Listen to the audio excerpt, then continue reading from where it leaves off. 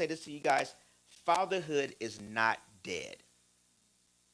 They've been trying to kill fathers off since the day of dawn of time. The enemy has been trying to take out fathers. Can I say this once again? Fatherhood is not dead. And those who are fathers, those who desire to be fathers, you are not dead. And what God has placed inside of you is not dead. I'm going to say it again. Can we put that up on the screen real quick? What Pastor Sam created for me. Fatherhood is not dead. Can we say that again? Fatherhood is not dead. Say that louder. Fatherhood is not dead. Inspire these fathers in this room and tell them, guess what? Look at somebody. Find you a father here and tell them that fatherhood is not dead. Fatherhood is not dead. No, it's not. It's not dead. You that are fathers, you are still living. You are still breathing. And the children of God, and not your children, need you. Your children need you. They need, even in your adult age, your children need you. I'm going to say it again. I called my dad this morning. Every time I call my dad inspires me to be the best husband and the best father that I can be. At 94 years old.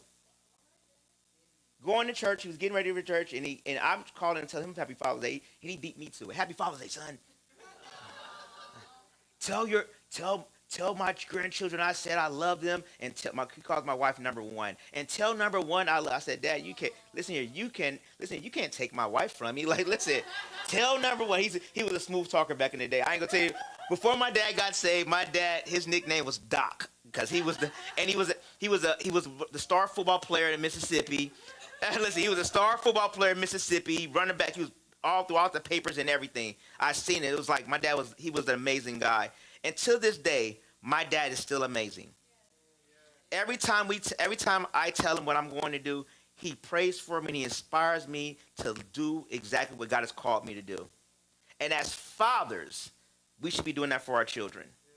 My daughter right now, she's writing comic books and stuff, and she's cutting papers. She's taking all our papers and cutting up and making comic books, and because and I tell her, baby, that's amazing. Because guess what? Fatherhood is not dead. Our words as fathers, listen to me, fathers.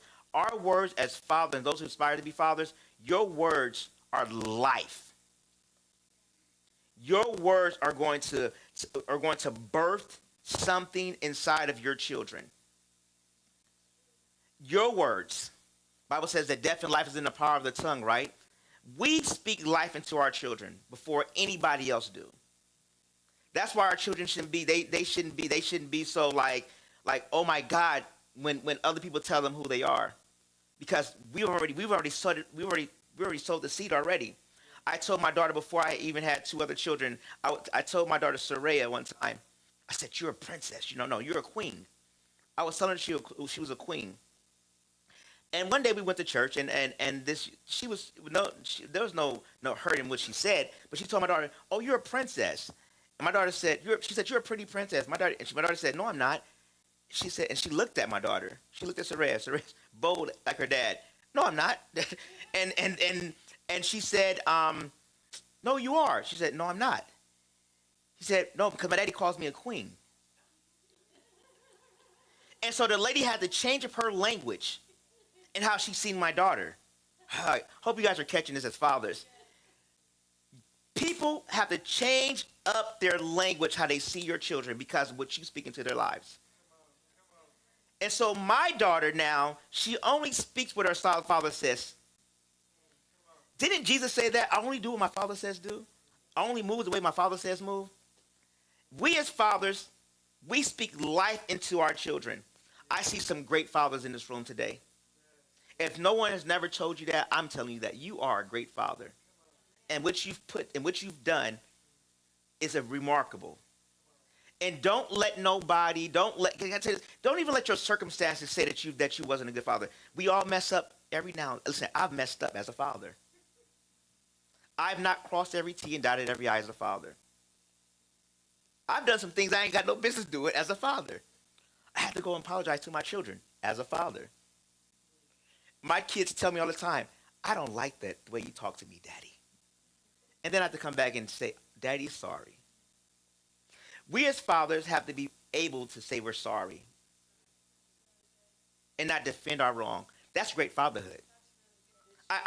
That's when you're able to say, no, I messed up, and guess what? And saying what you messed up in, because I had to tell I'm sorry for saying that to you, because my daughter, she's going to make sure that I say what I'm apologizing for. She reminded me of my mom. I think, listen here, the spirit of my mom is all over my daughter Saraya, for real.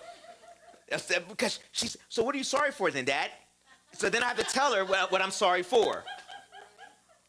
But then I tell her, because guess what? I'm not dead. And so what I speak is life only to my children. So therefore I had to go back and tell them all the time, guess what? I'm not dead. I was conflicting because I had this message, and then God, Holy Spirit comes in and tells you, you're not going to say that, Tony. Because I had two different messages, two different title messages. One was called Daddy Issues. And that wasn't, I don't think that wasn't going to work too well, I'm saying, with the type of men that are in this room, right? And then he said Daddy Issued. Like, what does Daddy issue to you? Because we as fathers, we're doing so many different things for our children. My wife, she texted me earlier this morning, and she said, she just gave me this paragraph of how great of a father and how proud she is of me. I almost cried in my chair looking at that. I'm like, because you think you're not doing well, right? And sometimes as fathers, right, we think we're not doing because we think we're not doing as well because either we're too hard, or we're too lenient, or it seems like we don't care, right? So we're as men, we're battling this thing, right? As fathers, those who are children here, your fathers, listen here, your fathers battle a lot of stuff mentally, trying to be the best that they can be to you. I know my dad did that. My dad, he grew up in Mississippi. He tells us all the time, listen here, I didn't have the best reading level. I graduated from high school only, but I came from Mississippi back in the 40s and 50s. So you know that era was tricky of learning. My dad's 94, so he's seen everything. He's seen that whole era go through and trying to read and things are not comprehending the way he should. So he fought himself, but he was a good hard worker. Can I just give you a word? Because I don't want y'all to think I'm just talking. This is not a TED Talk. I don't want you guys thinking, oh, he's coming over to TED. But I want to inspire the fathers, keep on telling you, and those that desire to be fathers, you are going to be great fathers. And those who are fathers, you are great fathers. We don't hear that enough. Even throughout the news and television, you're always seeing a father kidnap this. What? And I'm not saying this right, but why does men, when they usually take their children and don't bring them back for a while, is because they miss their children. They miss being a father. Real fathers miss being a father. My dad misses his children around him. He tells us all the time, even though he won't come off the hill. Stop. Dad, come off the hill. Why are you up there? I miss my Dad, you don't have to be on the hill. Come down. Like, you don't have to be there. But he misses his children. He tells me, oh, I miss my children. He misses adult children. You that are adult children, your father missed you. He missed hitting the ball with you. He missed all those things. He wished he could probably turn back the hands of time and guess what? And do it all over again. Because guess what? You're great fathers. You're great fathers. I don't know if anyone told you that. I'm going to say it again. You're great fathers. I want to just encourage you. Here it goes. Ephesians chapter 6, verse 4 says this.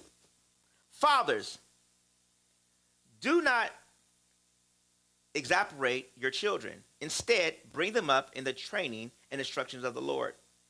Good fathers teach their children the ways of God. Fatherhood. You're not teaching them anything outside of what God has called you to do as a father. We want to learn. We want to learn all these different things. Can I tell you, everything is in the Bible concerning raising our children. Fathers, we don't need to go find the next biggest. A lot of these people from TED Talk and all this stuff, they pull from the Bible and then just rewrite it and reword it, right? It's all in the Bible. It's all in the Bible. Fatherhood. It started in the beginning when God said, let me make man in my image. And then Adam and Eve, bore their first children. And then God began to start seeing how families were about to start growing. So he had to start teaching them, I need you to learn the language of heaven. I need you to learn the language. I want you to teach. Deuteronomy chapter 6 talks about this. I'm going to give you instructions how to teach your children my ways. And when you start teaching your children my ways, guess what's going to happen? Long life and prosperity they will have. Fathers, the more and more we instill the things of God into our children, even in their adult age, the greater they'll be here on earth. Because fatherhood is not dead. You don't stop being a father when your children become adults. I have 2 daughters, and I know it's going to be hard for me because I got 2 beautiful daughters. It's going to be hard for me to let them date. It's going to be hard for me to let them get married. Because I'm not going to never want to stop being their father. I have a son that I know who's going to be like a super genius in anything he put his hands to do. I'm not going to never want to stop being his father in that area.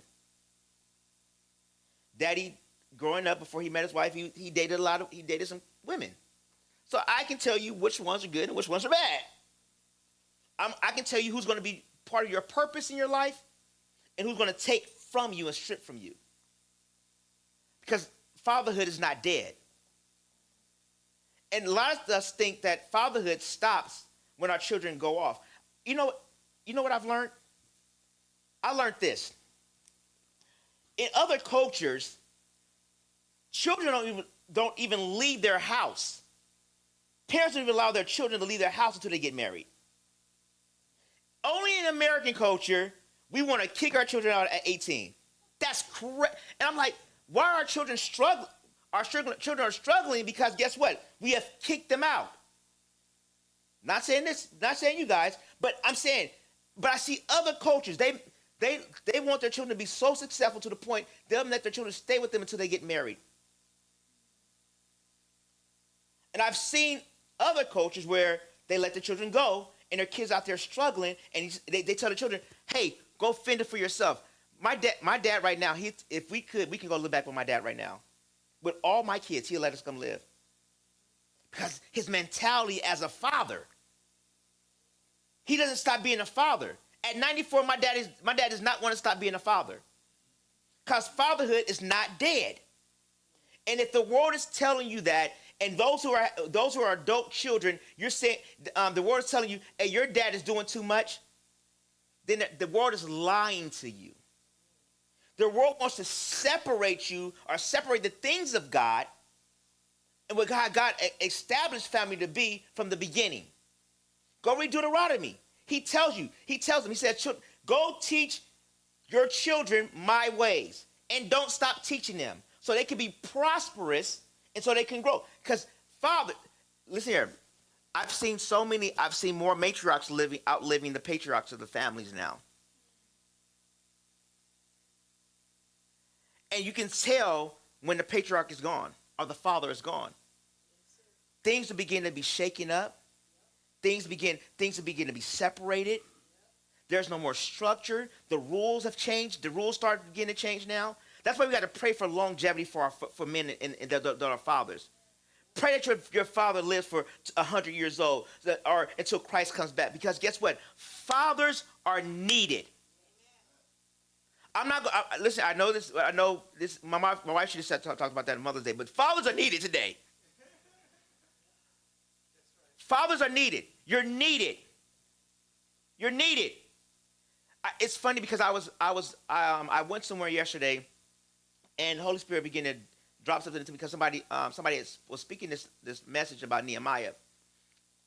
If you want to read it, it's in Nehemiah chapter 4, because I don't want to hold us long because it's Father's Day. I want us to go celebrate each other. Nehemiah chapter 2. Nehemiah talks to the king. I'm paraphrasing. He talks to the king. He says, King, I want to go back to where my father lived, or where he's buried at. And I want to go build in that city. Nehemiah, because of the love for his father and his culture, what his dad probably instilled inside of him, he said, I don't want to leave and go build somewhere else. I want to build where my father laid at. I want to build that up. There's something that my dad has placed inside of me that I'm building right now.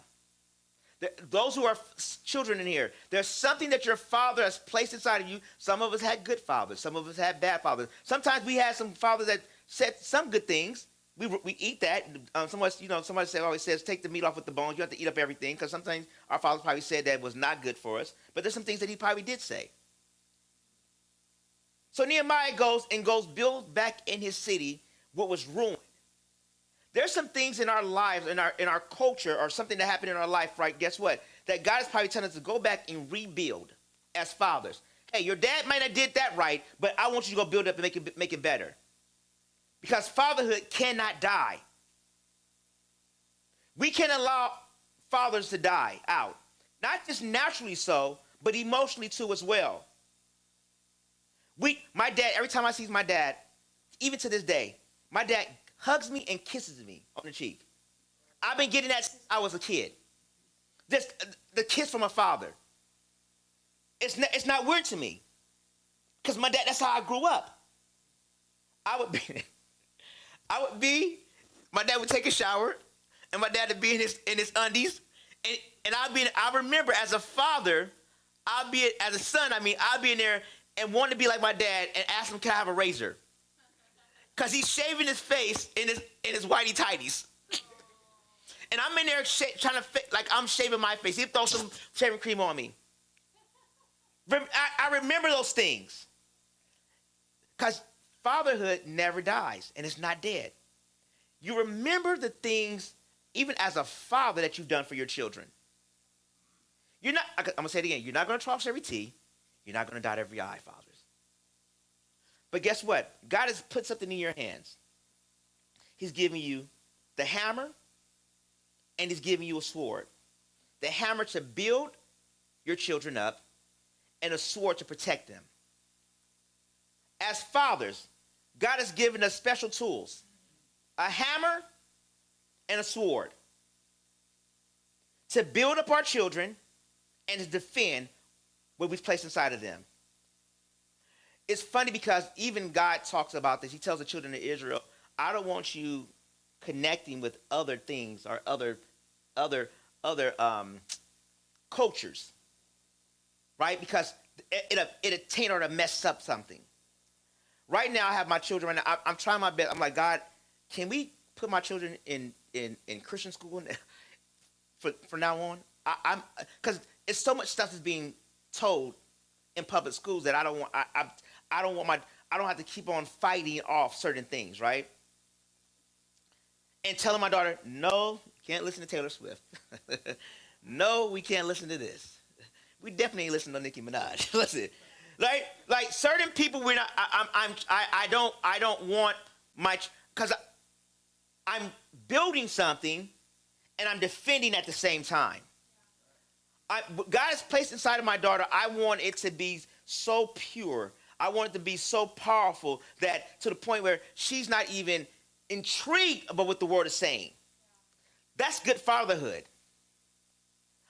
Even in the midst of me, I know when she gets 16, I might get frustrated with a little bit, but I can never say words that will damn her or condemn her. I grew up and I've seen fathers say stuff to their children. I'm like, that's horrible. It's funny because the story of the parable, right? The prodigal son, right? It's a parable, but it's really truth. Will you let your children come back home even if they messed up? Fathers. Will you let them come back home and say, you know what? I'm going to let you come back home and I'm going to see you get restored coming back home. How many fathers, and I'm talking about this up in here, but how many fathers, their kids have messed up and they have not allowed their kids to come back home? And they'd rather see their kids out there on the streets because they didn't do it the way you wanted them to do it. It's not good fatherhood. But I believe that God is raising up fathers now where they're saying, you know what? I'm going to see something great come out of you. Yeah, the enemy tried to take you out. The enemy tried to shift things in your life, but I'm going to shift the trajectory. I'm going to bring you back home. Come back home. Because fatherhood is not dead. Even when your kids mess up, fatherhood is not dead. Because we all been prodigals at one point of our life. We all made some mistakes at one point of our life. And we all wanted daddy to say, come back home. I know I wanted daddy to say, come back home. Because there was times when I was out, I grew up in church. But when I went off to college, I seen a whole different life. But guess what? My father always let me come back home. And he restored me. Because fatherhood is not dead. We're needed, fathers. You can tell when there's no fathers in children's life, in their adult age. You can tell, even in teenagers right now. I seen a video in Newport Beach. These teens attacked these teen e-bikers. I call them e-bikers. E-biker gangs, right? Little teenagers attacked this grown man and fought him and beat him up and had him on the ground and dragging him. True fatherhood would say, hey, if he says something to you, just call me, come get me. You don't take stuff matters in your own hands. Fatherhood. We teach our children the things of God. We teach our children life skills. My dad, I know how to change the oil in my car. I know how to change an alternator. My wife, she knows, because there was one time when we had a Toyota Solara, and the alternator was going out on the bed. It happened on a Sunday morning. We drove to church, and the alternator went out. I said, "What the devil? That's a lie." But because what I was taught from my father, all I needed was the tool and a piece. And my wife was like, I didn't know you could do that. Because I was so always clean, preppy, clean. She's like, I didn't know you can like get your hands dirty. Like, I know that was part of. My dad taught me that. And so I'm in there under the hood by myself with the tool and switching the alternator out. Because fatherhood is not dead. It lives. It lives on even after our fathers pass away. Those are our adult children. We are legacies of our father. Like I said, some of us we had good fathers. Some of us we had bad fathers. Some of us we had fathers that were in shape, like Lewis, and some of us had fathers that were out of shape. I'm not going to call no names out in here, but those are out of shape. Those who eat, make sure they eat more protein than sugar, and then we have those who eat more sugar than protein. But it's okay. Fatherhood is not dead. And it can never die. And we that are adult children, we should appreciate the fathers in our life. There was one time that me and my dad was like this, growing up. I was a teenager. Me and my dad was a good father, but his language was not my language. And so we're talking, and the communication didn't go off as swift as it should have went off of, right? And so it was a time that I didn't like my father. And that was bad because my dad took care of us. But because our language barrier was different, me and my dad had a thing. Till one day, 2020, had to call my dad up and tell my dad, I'm sorry. I'm sorry for how I looked at you and how I treated you and how I talked to you. Because you were a great father. There are some things that you probably didn't do that I didn't like, but Dad, you were a great father. So then he began to apologize as a father. He said, son, I want to say I'm sorry. Because fatherhood, like I said, they're willing to apologize. Maybe I had to take the first step to say I'm sorry because I probably wasn't a good kid. I know I was on contract. Listen, I fought. I was a fighter, so I got in a lot of fights in high school. I was on contract. You guys probably don't know what that is, but I was on contract. So if I did anything, I get expelled out of school because I fought throughout school. And so I made things hard for my dad. And I learned that a lot of children, sometimes we make things hard for our father to be a father to us. Because they got to give us a discipline. They got to give us a structure. And my dad was so easygoing. All he wanted for us to do was make good grades. My dad hate whooping us. My mom would tell him to whoop us. He hated us whooping us so much that he'd let us keep our clothes on and get a belt and just do that. And like, did you have enough? That's his thing. He would ask, did you have enough now? Like, basically, I'm tired of whooping you. Like, did you have enough now? Like, stop doing stuff. Like, for real. A father, a great father. And I believe that God has called everyone in here to be great fathers, those that are men in this room. And guess what? Some of you and your children you guys are probably like this. But I'm challenging you. The moment you just have just a good conversation with them, I promise you it'll balance out. Because children, they want their fathers in their life. They might not tell you that, but they want their children in their life.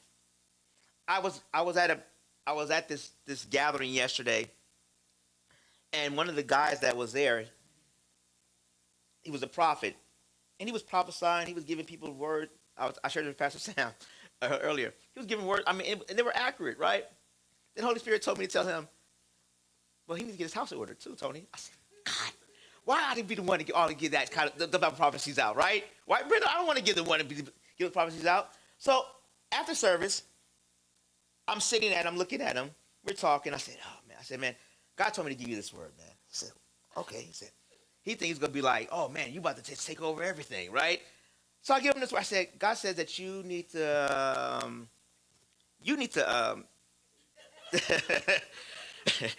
your marriage is a little like this, and you and your children are like this.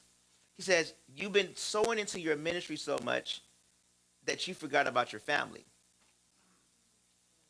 I said, then the wife right next to her, she start bawling, crying back, and I'm like, geez Louise, bro, you don't take your wife out? Like, come on, do something for her or something, right? So I had to give him this word. I said, God says that you need to stop taking money from your what you do for work and funding your ministry and start taking your wife out. I said, then God said something about your children, because his father was next day. I was like, God says, you and your children, he said, man, me and my daughter, we don't get along. Okay. God, you're talking to me then. I said, well, God says you call your daughter up and don't talk the things of God to her, because you've told her, you talked the things of God to her all your life. Talk to her about life and the enjoyment of life, because she's gotten enough Jesus from you, and she's seen your life, so she probably don't want Jesus because of the way you and her life has gone. So just talk life to her and enjoy life with her. It's like, man, you are so dead. I said, man, listen, I'm letting you know what God says. I said, if you want your ministry to go and grow the way it should, your fatherhood has to stop dying. A lot of us, we're living as fathers, but dead to our children. I've heard people say that my dad is dead to me. I've heard people say that my father's dead to me. I love my mom, but my father's dead to me. The enemy wants to do the separation, right? And we as men sometimes, we got this arrogance about us. Well, they better come to me. They better come to me. They gotta come to me. And that's the worst thing a father can say, is that my children have to come to me when I can go. The Bible says that the prodigal son's father seen him afar off, and he met his father. He met his son there. How many of you are willing to meet your children where they're at? That's good fatherhood. I'm not going to sit there and wait for them to come call me up. I'm going to wait for them to make the first move. No. As a father, I'm going to make the first move. Because I want them to remember. Can you come up, Mr. Dan, now? You can bring that up, Mr. Dan. There's some nails in there, too. Dan, I know I was going to mess this up, so I needed you to come in. I know you're going to hammer it and hit it, one good hit, right? There's some nails inside there. Because everything that we do as fathers, right? That's a little swear. I had to bring that, because if I would have brought a big one there, y'all would have been like, oh, my God, what is he doing, right? So we have this. It's powerful, though, Dan. That sword is powerful. Dad, this do what you do, Dad, as a creative and a carpenter and all the things. As a father, every time we say something to our children, it sticks and they're gonna remember it. My wife to this day, look, as Dad just hits it with one look, this my nail would have been crooked, it would have bent over and all that stuff. And look, every hit that Dan has hit, Pastor Dan has hit, right? It's been flush. Those words stick. My wife tells me all the time, Tony, every time you say something to your daughter, it's gonna stick. Make sure you say the right thing to your daughter. My wife to this day, she remembers her father would come pick her up and they will ride in the car and play Mariah Carey and have my daughter sing a Mariah Carey song, and they would have a concert inside the car. The memories of the father, it's the teaching. Look, these are every time Dan hits, that's a teaching. Guys, we as fathers, these are teaching moments. They stick. You'll never forget. Your children will never forget. Every time, as you're building with them, hold on, grab my little sword, Dan. Grab a little sword. And then, as Dan is, and then here goes Dan. Now he takes, and now he's protecting what he's placed inside of his children. Yeah, pull my little sword out, Dan. Go ahead. You can pull it out. It's a little sword. It's a little. There you go. There you go. It's a little sword. It's a little sword. But but look, but it's actually it's not a sword, guys. It's a fishing yeah, but it's a sword today. It's a sword today. Listen, it's a sword today. Oh, you're right. But thank you. You know, it's funny because Pastor Sam asked me, did I need anything? Oh, no, I got, there we go. There we go. Listen. Listen. Every word that Dan has spoken over his children's life, every prayer he's prayed, every song he's sung, every gift that he's placed inside of them, every tool that he's given them, now Dan has to protect these that he's placed.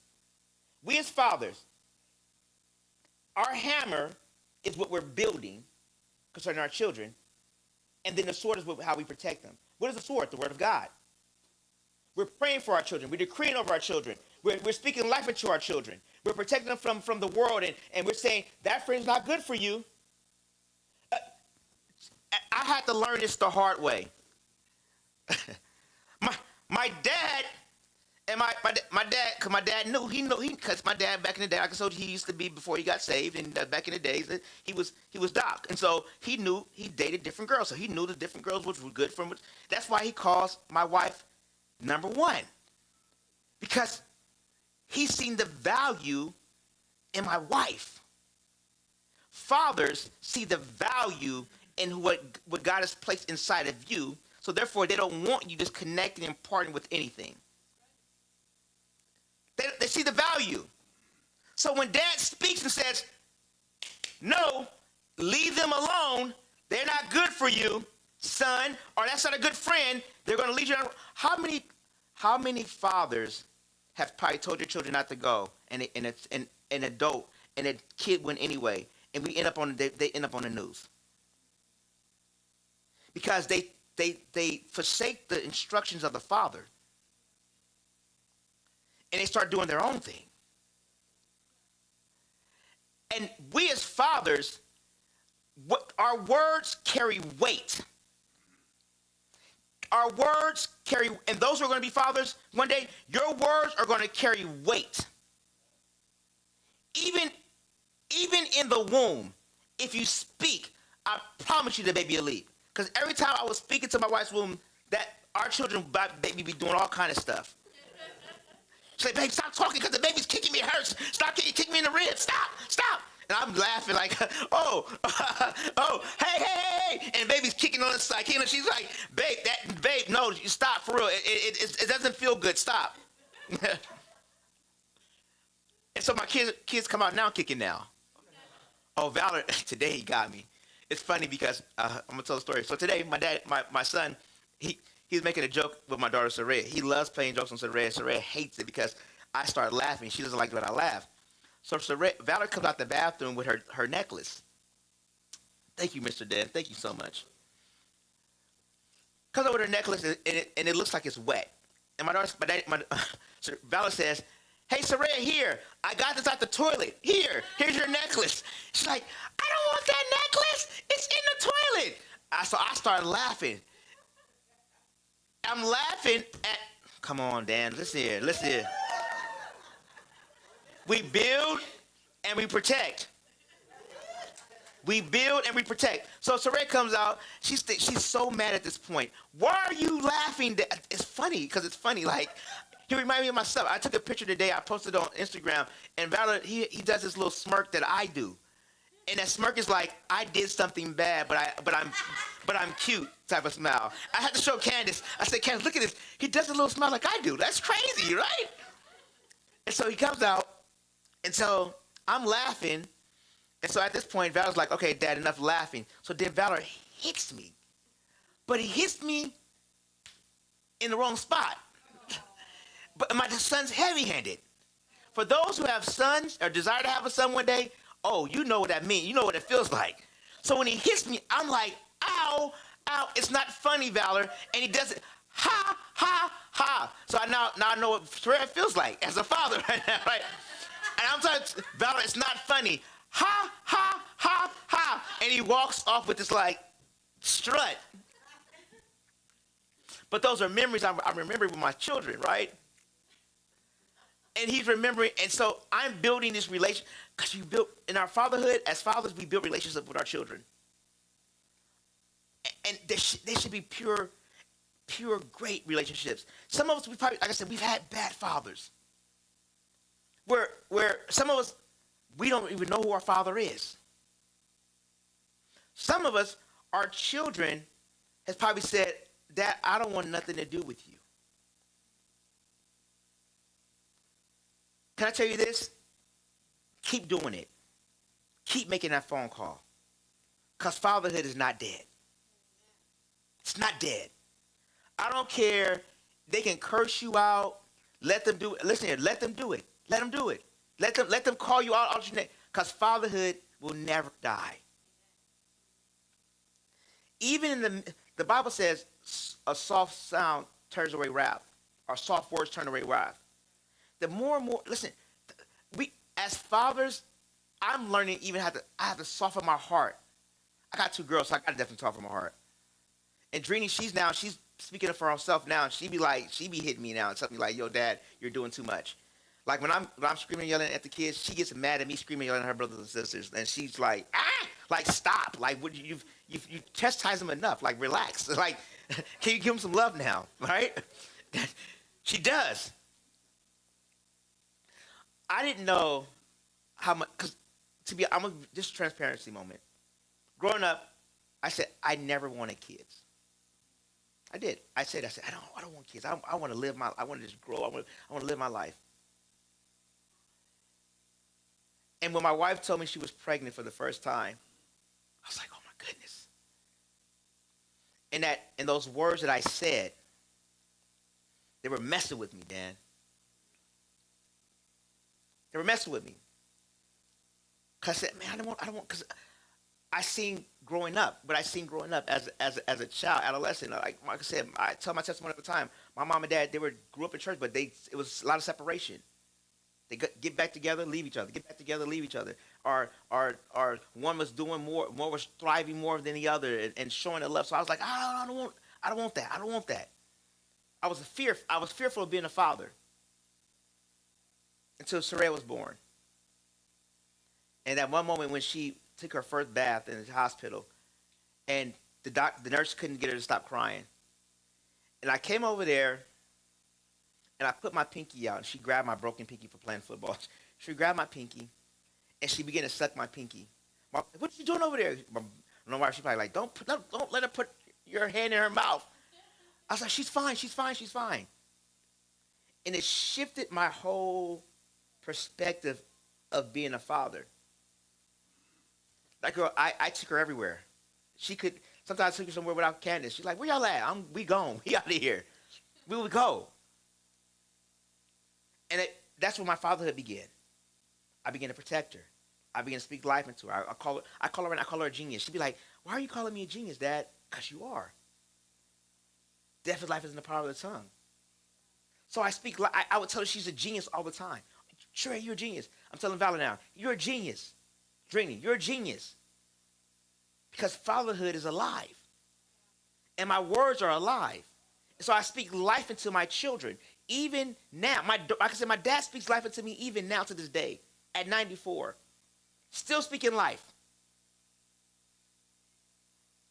Those who don't have a good relationship with your children, it's okay. You're still a father. Call them. Make a phone call. Just say, I love you. Nothing more, nothing less. Because fatherhood is not dead. And it can't die. And we as men, even inside OC3, we can't allow fatherhood to die. A good example, a great father, Pastor Sam is a great father. Great, I've seen it. It's to the point that he's even almost adopted my children. I'll be like, sometimes I lie to you, I be getting jealous sometimes, Sam. I'm like, dude, like, why are they running to you like that? I'm their dad. But his love for children, but he shows that same type of love for his. Willing to fight. I'm willing to fight. I am willing to fight because my daughter was in pre-K. I'm going to be closing. I'm going to be praying because I want to pray for the men. For those who are fathers, desire to be fathers, and those who have a sticky situation with their father. I'm going to pray for you. One day at pre-K, my daughter, she was going to pre-K. This little boy, cute little boy. I ain't going to lie, he was a little cute little boy. My daughter came home and said, he pushed me down a slide. I said, who pushed you down the slide? Such and such did. So I go in there. This is a Christian school now. Listen, all that goes to the side after. Listen, when she pushed my daughter. Listen. So I go in there. I said, who pushed you? And Saraya, he did. Before my wife she gave me instructions, babe, don't go up there scaring the people. I'm going to do it but my best. I'm going to do my best. Because here goes the protection. I'm protecting my children. So I get there, and so the teacher tries to stop me. The recess teacher, I said, no. She said, I said, he pushed my daughter. Did you know that? Yeah, she told me, but I didn't think it was, no. It is something. Because if you allow him to do that, he's going to do it to somebody else. I need you to check him. So I said, tell the little boy to come here. He came here. I said, you see her right here? He looking at me. Because at the time I was like really working out. Really, Lewis, if I show you a picture, Lewis like, oh yeah, you would. Now it's getting a little belly right now. I'm trying to get rid of it right now. Sugar. I got more sugar than protein. So he's looking at me. I'm like, where your daddy at? Because I really don't want to talk to you. I want to talk to your daddy because your daddy has probably taught you that it's okay to hit girls. I don't want to talk to you, but I'm about to talk to you first. I said, you see her? He says, that's Saraya. I said, don't you push her ever again. Do you hear me? And the teacher looks at me. I said, you should have did this. So I got to do it because you didn't do it. And he's like, okay. And so never had a problem in the school year. Graduation time comes around. So I'm like, who is this dude's dad? Pastor Sam, I'm like, where's he at? Pastor Sam, the dad shows up. The dad is this tall. I'm like, I can't confront this dude's dad. Because if I confront him in front of his son, and I know I'm really bigger than him, he's going to be like, oh, Dad, you let that big man bully you. You can't tell me nothing. So I just looked at him, and the little boy remembered me. And he looked at me at the graduation, and he glanced at me. He's like, yeah, you know, not to touch my children. Because if I'm building and teaching her what not to do, I still have to protect her at the same time. So all my children now I'm protecting. We had an incident, I let my wife handle this time. We had this year. And I wanted to say something so bad, Pastor Dan. I did. But I knew it would have went far, far left. And then Pastor Sam probably had to sit me down as being the pastor because I probably would have went far left. I would have. Because Sarea's my girl. Listen, she's my first. So that's like, man, I love all my children, but Saraya, man. So I didn't do it. I let my wife handle it. But there was so much inside of me that wanted to protect her. And fathers, we never stop protecting our children, even in their adult age. It may not be the way we want to do it. Maybe God has to teach us how to train us how to talk to our adult children differently. We might have to say, God, Lord, give me the wisdom how to speak to our adult children. Because they're going to need our teaching and our instruction. The Bible says, honor your mother and father, your days will be long on earth. And I learned, God gave me this whole revelation. He says, Tony, you never stop honoring your parents, even as an adult. I said, what? He said, even if your parents die, you don't stop honoring them if you want your days to be long on earth. I said, what? Even that? He said, yes. You still honor your parents. You still honor your father. So to this day, I honor my dad. My wife knows. She knows about our relationship. And it's better. It's way better. My dad, because some things he be doing, I'm like, Dad, why? Why, Dad? But I know he wants to be his own man. He's a military guy, so he's so used to doing his own thing, how he wants to do it. But fathers, the best wisdom that we can get sometimes is probably from our children too as well. They'll help us. I've seen that roles sometimes become reversed now. That we need our children to help speak life into us too as well. Right now I have a member of our family right now. She's took on the pressures of her children, and now she's like we're praying for her right now, but her body's like just breaking down.